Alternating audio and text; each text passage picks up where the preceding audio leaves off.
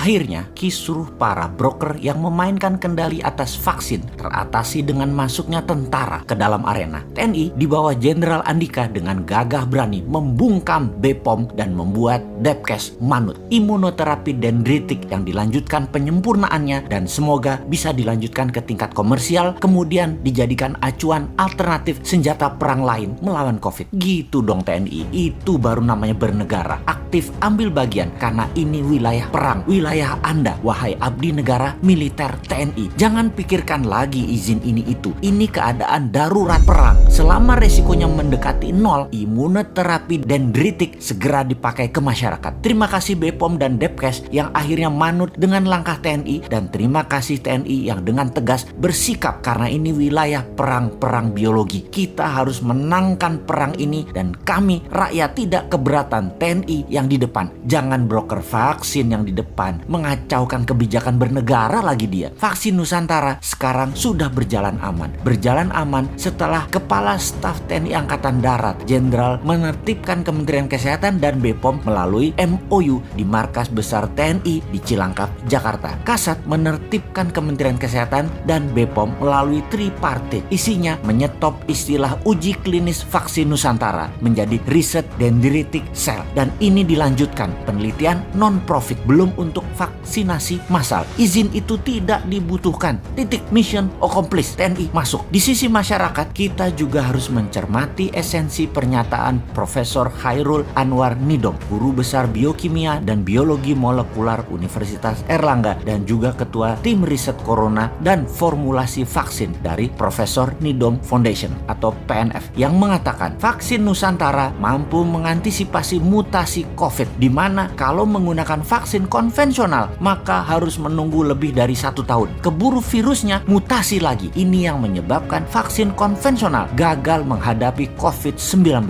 Jadi vaksin Nusantara bukan konvensional vaksin, lebih tepat disebut imunoterapi. Vaksin Nusantara dendritik, cara kerjanya adalah darah pasien dikeluarkan, dipecah, dendritik selnya diambil, antigen virus dimasukkan. Sel dendritik dan virus berinteraksi. Setelah matang, serum disuntikkan ke dalam tubuh pasien kembali. Setelah itu, semoga para broker vaksin asing juga bisa di-stop tindak tanduknya, kemudian bisa mempercepat proses efikasi dan proses safety imunoterapi vaksin Nusantara. Dana vaksin asing yang nilainya triliunan rupiah menggunakan uang negara yang kebanyakan dipegang broker dan oligar, semoga tidak berkutik lagi. Mereka itu sampai berani mempengaruhi para pejabat. Semua ini sebenarnya atas nama cuan, bukan atas nama humanitarian, bukan atas nama nasionalisme. Harus segera di-stop. Salah satunya dengan adanya imunoterapi vaksin Nusantara. Ini akan merubah permainan globalis tersebut secara telak. Militer Indonesia masuk itu patut didukung karena sebuah langkah terang-terangan melawan globalis. Jadi bagaimana kalau kita rincikan langkah itu? Siapakah Jenderal Andika sang kasat ini? Mengapa Jenderal Andika bisa menekan BPOM dan Kementerian Kesehatan? Agaknya kita mundur sebentar, mempertanyakan tanda jasa medali Legion of Merit Degree of Commander dari pemerintah Amerika di tahun 2020